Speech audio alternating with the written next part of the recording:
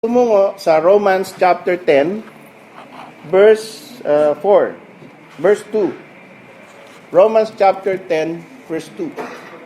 Yan po ang ating pag-uusapan ngayon. Pinatay nyo na? Pakita mo kasi hindi lahat may Bible. So, pakita mo yung ano. Let's pray also for Ellie. Kamusta na si Ellie, Brother Danny? Lumabas lahat ng butlig. Okay. So may tigdas, no? Yung beautiful girl na punso ni Brother Danny. Kaya hindi naindol lang sila, naiwan sila. So pag-pray po natin yung batang yan at na maayos na. And the Lord has a purpose for her to use her in the future para magbigay ng katuwaan sa ating Panginoon, sa ating lahat. So sabi po ng Romans 10:2, "For I bear record that they have a zeal of God, but not according to knowledge." So my question to you is, do you have a zeal of God? Meron ba tayong pagiging kasigasigan? Zeal. Yung po ibig sabihin ng zeal. Ikaw ay masigasig. Ikaw ay masayang naglilingkod, gustong-gusto mo, hinahabol mo, sinusunod mo lahat ng patakaran. Zeal of God. Meron po akong nabalitaan na isang athlete, I think what was 1980s, siyang Amerikano siya, na meron siyang laban, kaya lang linggo tumapat, at dahil linggo, sabi niya, hindi ako lalaban, I will rather default rather than violate my Sunday obligation to my God. Meron siyang zeal of God. At kahanga-hanga yung ganun, hinahanga natin na merong determinasyon sa ibang tao na kapag Sunday, alam niyo ba yung Chick-fil-A? Yan ay kilala sa Pilipinas. I don't know kung sa Amerika. I don't know kung sa Pilipinas may Chick-fil-A din, pero I don't know if they have the same policy that every Sunday sarado sila. Hindi sila nagwo-work during the Lord's Day. During the time that there is worship, they will not work. They would rather lose business than dishonor God. They have the zeal of God. Do you have a zeal of God? Mapapahiya tayo sa ibang mga tao na merong zeal. Lalo na yung mga Jews. Paul was referring to the Jews of his day.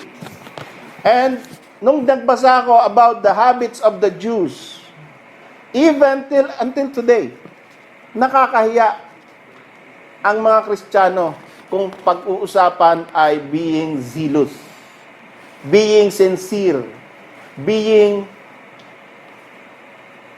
on the go for the Lord, being determined.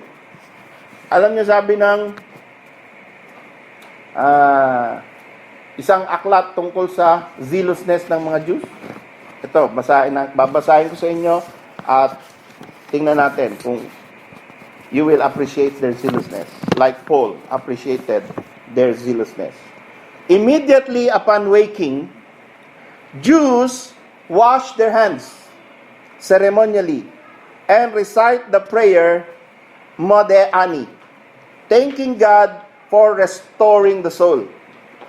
Followed by the credo of the Shema Yisrael, "Hear, O Israel, the Lord our God, the Lord is one."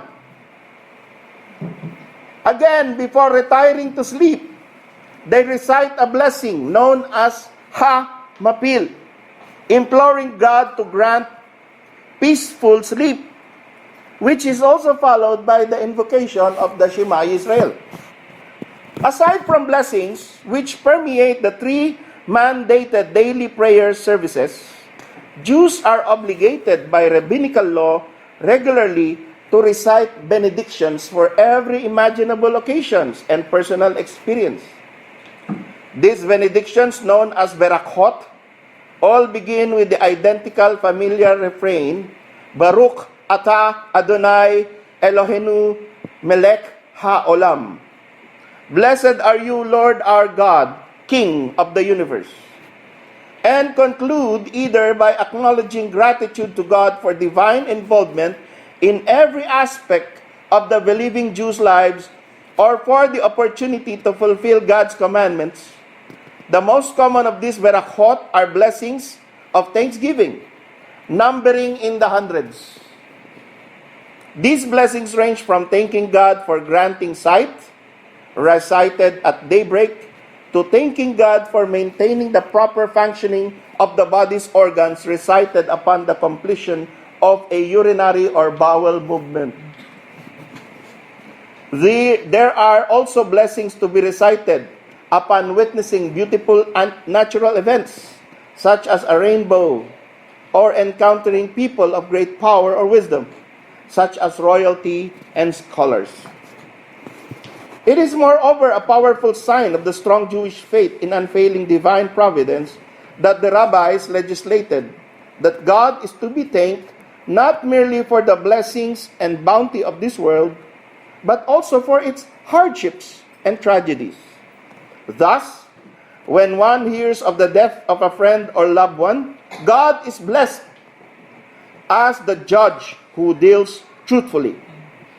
Upon hearing news of any great tragedy, God is blessed for dealing thus with His world.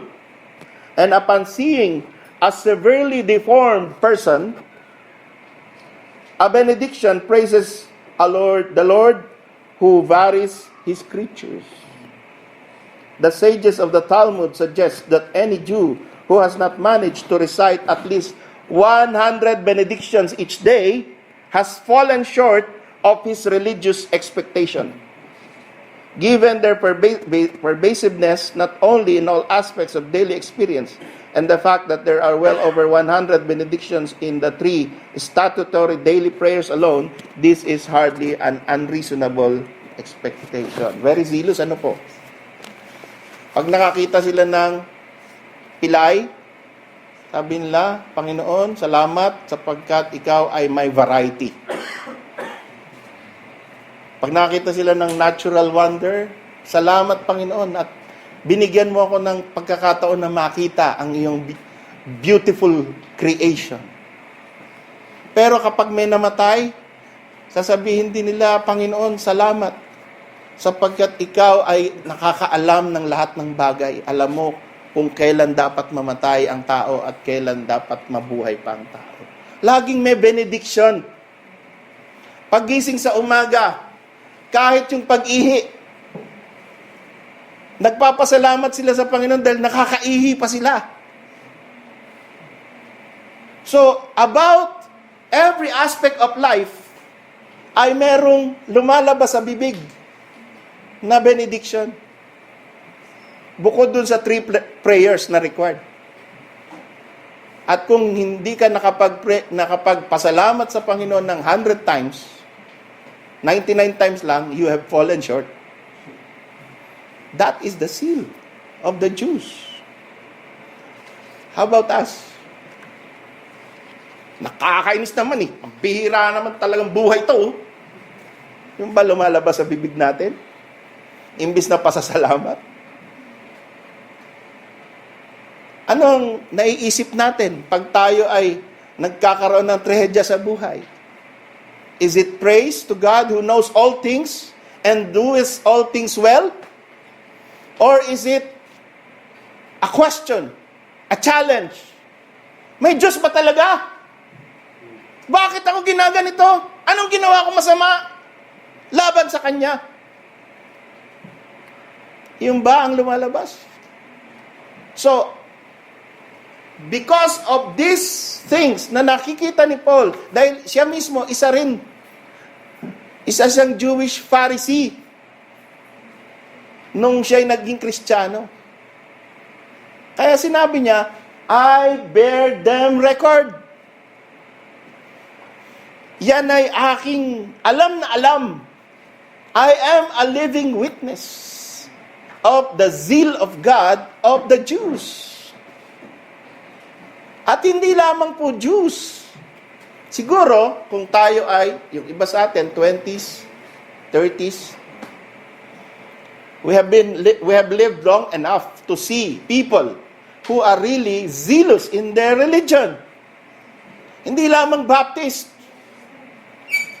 Meron ding zealous na Catholics. Lagi sa Baclaran tuwing Miyerkules. Lagi sa Quiapo pag Biyernes. Lagi sa Santo Domingo pagkalinggo. Gusto nila alas 6, araw-araw, nandun na sila, or alas 5, bago sumikat ang araw. Nandun na sila nakaluhod sa harap ng estatwa ni Maria.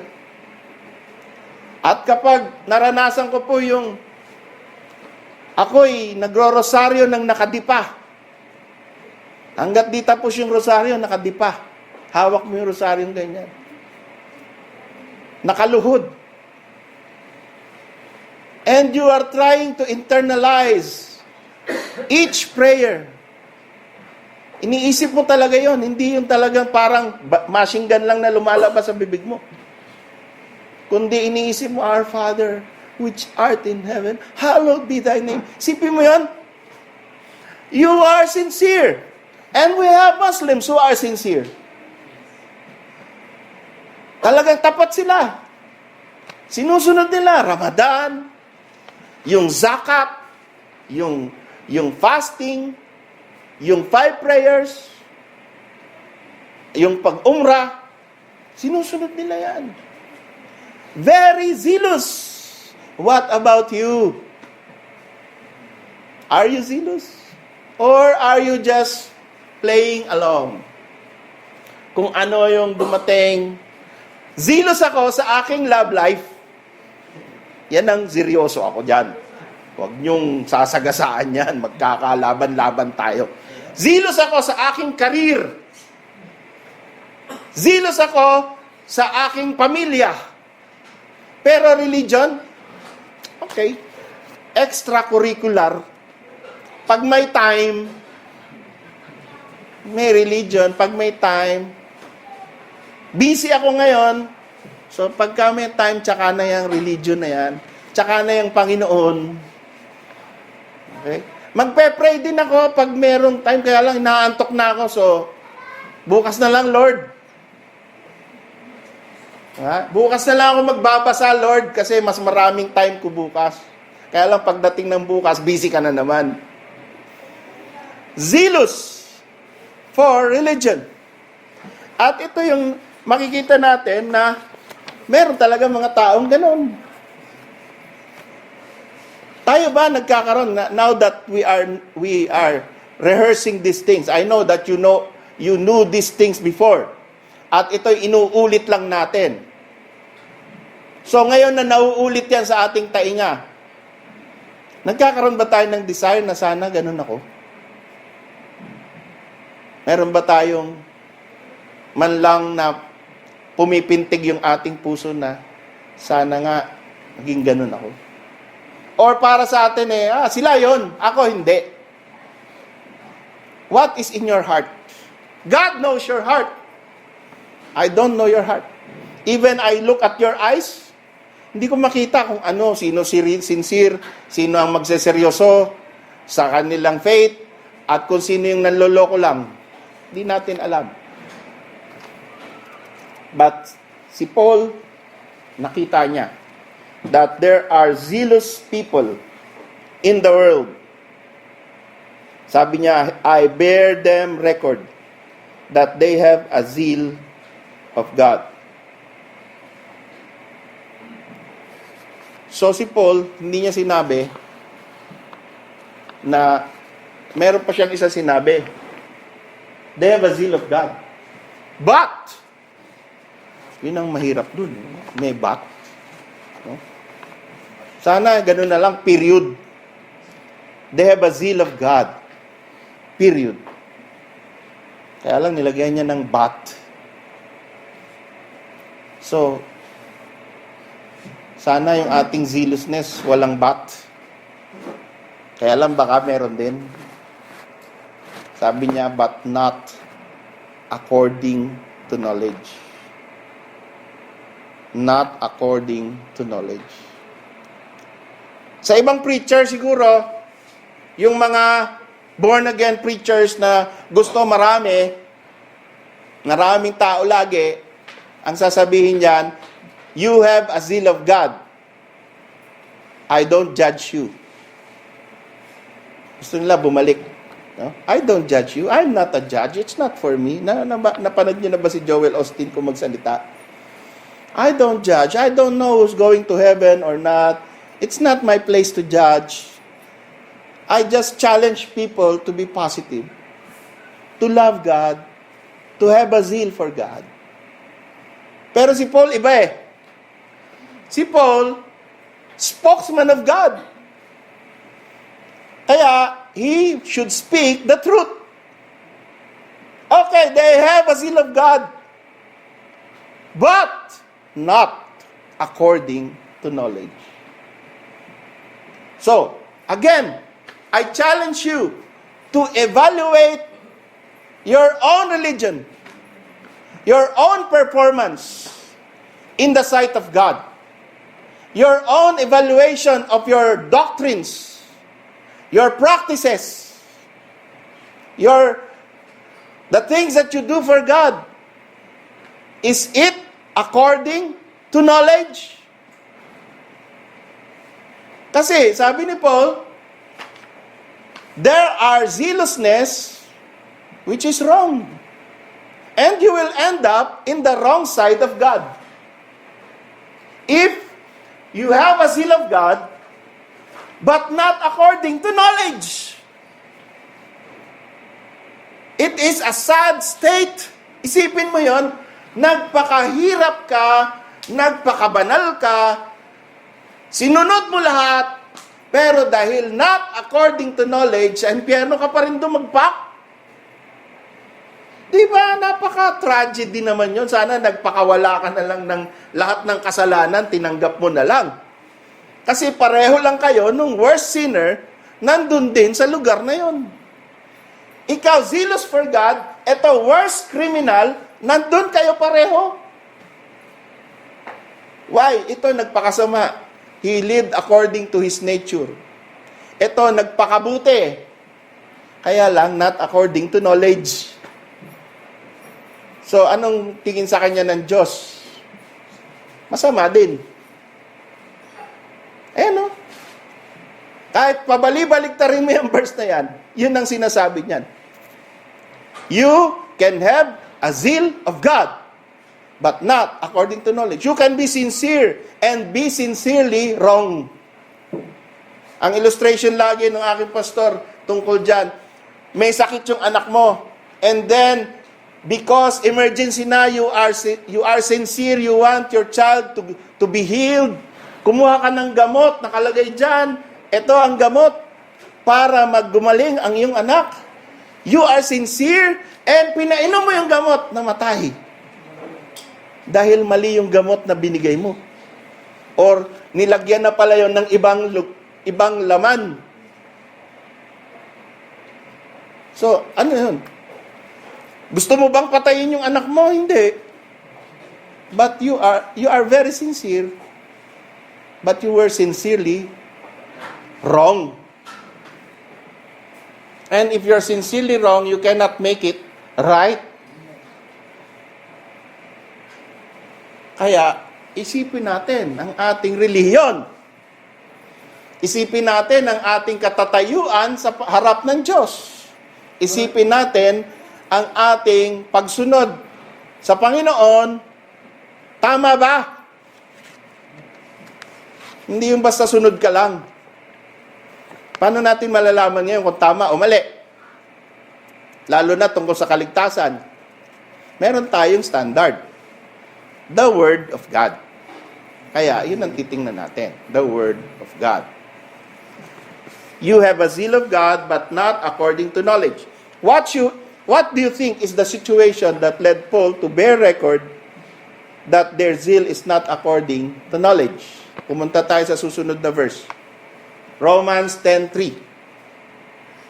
Bakit sinabi ni Paul na not according to knowledge?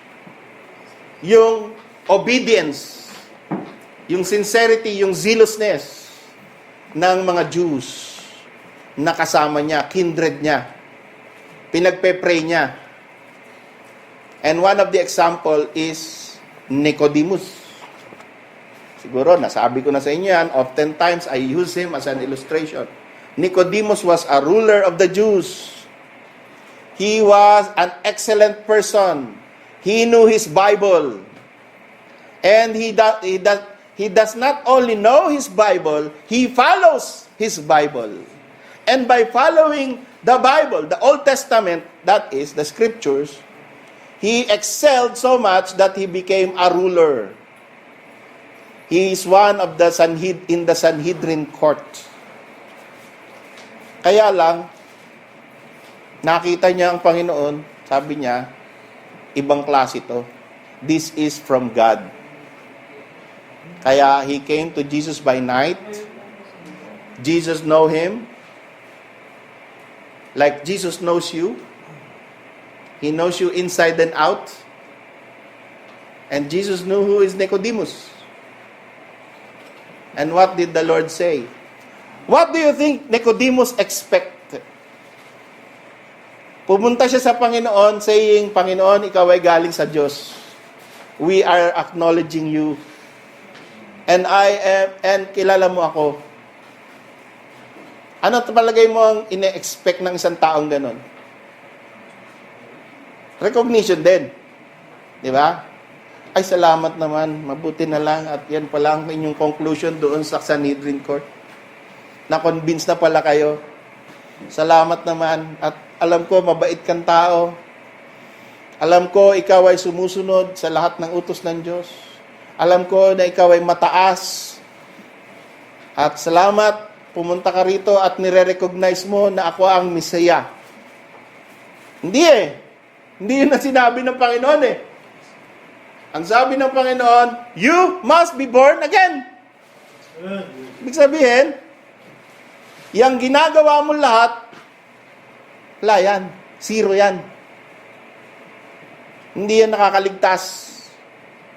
Yung pagsunod mo sa lahat ng utos ng Diyos, yung excellence mo in righteousness, your own righteousness, hindi yan magliligtas sa iyo, Nicodemus.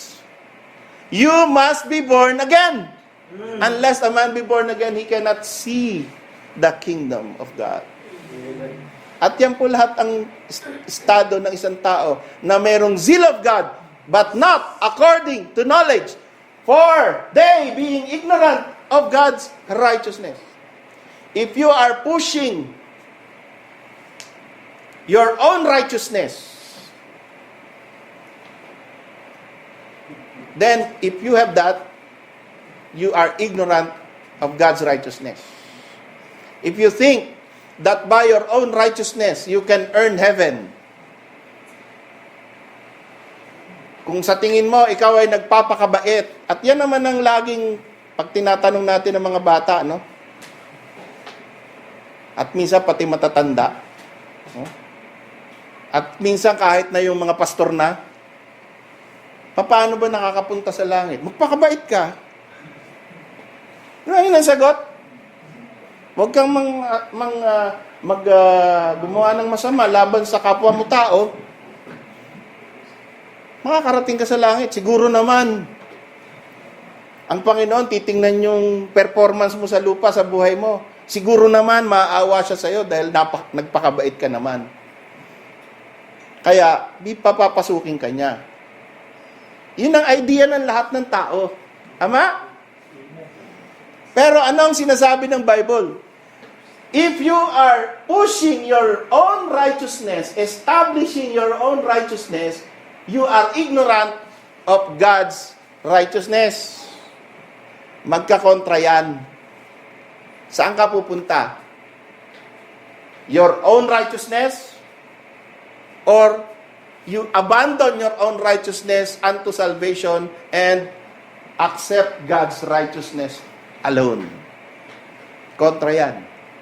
That is an about face.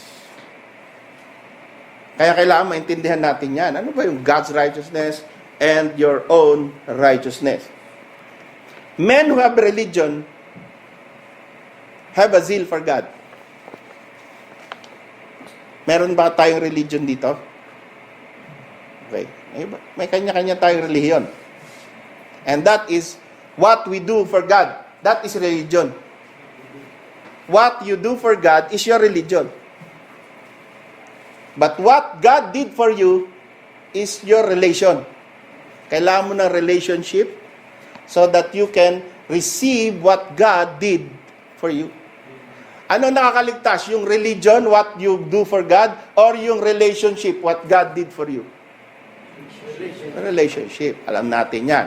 So, kailangan mas maintindihan pa natin. Laliman natin ang pagkakaintindi nun. Kasi, minsan, sinasabi pa rin, relasyon, hindi reliyon, pero bumabalik pa rin sa reliyon.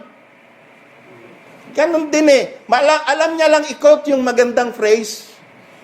Di ba? Relasyon, hindi reliyon, pero reliyon pa rin. Good works pa rin ang kanyang salvation. Born again ako. Paano ka naging born again, kapatid? Umaattend ako ng born again. Di born again ako. Yun lang sa pag-attend. Kaya naging born again. Ano yun? Nakakahawa? Meron bang born again air dito? Pag umigop ka ng born again. Hindi po yan hangin eh. No? Yan po ay isang spiritual status. Spiritual condition na ibinibigay ng Diyos sa inyo. Hindi nyo kayang kitain yan. Ibinibigay yan ng Panginoon. Kahit itong diskusyon natin ngayon, ibablock mo yan eh kung hindi ka born again. Hindi mo ma-appreciate yan eh. Para sa'yo, tagal na magsalita, kain na. Di ba? Mas gusto mo yung susunod dito sa preaching kaysa yung preaching eh. Pero para doon sa ang puso ay binago ng Panginoon, sasabihin niya sa puso niya, sige pa! Oh, yan ang masarap pakinggan, ano? At yan ang gusto ng Panginoon na makita sa ating puso. No? Teach me more of God. I want to learn more about God. And that is, God sees your heart. It is possible to be zealous to the one true God and still be wrong. The Jews did it according to their traditions and not according to the scriptural truth. Therefore, scriptural truth can be grasped by the mind if God has opened your heart. Okay? Yung mga Jews, they have zeal of God but not according to knowledge kasi hindi ayon sa banal na kasulatan, ayon sa kanilang mga tradisyon. So, yun ang danger. Meron kang knowledge. Anong knowledge mo about your religion? Scriptural ba yan or traditional? Yan ba yung tinuro ng magulang mo? Yan ba yung kinalakihan mo? Or yan yung nabasa mo sa salita ng Diyos, kaya yan ang sinusunod mo? Anong klaseng relihiyon meron ka? Anong klaseng zeal meron ka? Bakit ka kumikilos? Bakit ka gumagawa ng isang bagay tungkol sa Panginoong Diyos? Yung ba kasi yung nakalakihan mo, tinuro ng magulang mo, o yun yung nabasa mo sa banal na kasulatan? That makes the difference between spiritual truth, knowledge, according to God, and false knowledge, which God considers as ignorant zeal. So, kailangan ma-dissect natin yan. Kailangan mahati natin yan, malaman natin, ito, galing sa magulang ko, galing sa community ko, galing sa nakaraan ko, galing sa mga tinuro sa akin. Hindi lahat yan masama. Okay? So, paano gagawin mo? Lahat yan, tingnan mo, tapos i-compare mo sa scriptures. At lahat ng pumasa, kunin mo. Ilagay mo dito sa section na ito ang para sa akin. Kasi pasado sa scriptures. Eh yung mga hindi pumasa, anong gagawin mo ron? Tapon yun. Tapon yun. Kasi pag isinama mo yon, sa buhay mo, you will have a zeal of God, but not according to knowledge. Pero pag itinapon mo yon at ang nilagay mo lang ay yung umayon sa scriptures, then you will have a zeal of God according to knowledge, and God will be pleased. So, ano ang gusto mo? Maintain mo ba kung sino ka talaga, kung ano ka talaga, from your time of birth until now? Or will you start evaluating your own life and make it patterned after the Word of God? Will you start that? Will you have that journey away from tradition, away from your past, and to this new life of scriptural truth? Yun ang ating tanong sa ating sarili. What should happen so that a man's zeal of God would be right with God? Romans 10:4. Sabi diyan, Christ. Yan po ang pinaka-importanting word diyan. Christ. And dinidescribe diyan kung sino si Christ. Christ is the end of the law. Hindi ibig sabihin niya na hindi na tayo susunod sa law. Hindi ibig sabihin niya na magiging na tayong lawless. Hindi ibig sabihin niya na kahit magkasala ka, kahit anong gawin mo, pwede na. Because you have Christ. Hindi yun ang ibig sabihin niyan. Maraming nag-aakusa na, kayo mga Baptist, naniniwala kayo sa once saved, always saved, kaya ganyan ang buhay nyo, puro kayo mga makasalanan, hindi na kayo sumusunod sa matino. Hindi po totoo yun. Hindi po totoo yun. And kung meron mang Baptist na ganon, hindi niya naintindihan yung eternal salvation ng Panginoong Diyos. Hindi po once saved, always saved means license to sin. Hindi yun. Once saved, always saved means God saves you and God keeps you saved. It is the work of God. Salvation is the work of God alone. Kung talagang Diyos ang nagligtas sa iyo, siya ang magbibigay sa iyo ng pagpapatuloy na maligtas ka hanggang sa katapusan. Pag minentain mo yung kaligtasan mo, ikaw may production yan. Ikaw may maintenance Ikaw ang nag-produce yan. Okay? So, ito yung sinasabi. Christ is the end of the law for righteousness to everyone that believeth. You must have Christ, who is the end of the law. People think that every time they are able to do good and keep the commandments, they earn salvation points. Yun ang thinking ng normal na tao. Yung natural man. Yung hindi open pa yung puso niya sa salita ng Diyos at hindi pa binubuksan ng Holy Spirit. Kung ikaw ay hindi pa binubuksan ng Holy Spirit, bawat gawain mong mabuti, naka-earn na naman ako ng salvation points. Nadagdagan ng points ko. No? Iniisip mo si San Pedro, merong scoreboard. Andiyan yung pangalan mo, tuwing gagawa ka ng mabuti, ting! Tapos gumawa ka ng napakabuti, ting ting. Parang Flappy Bird, no? May tunog pa People think that if you earn enough salvation points, you will be saved. Yan ang nasa isip ng tao. No, kumbaga, earn 10,000 points.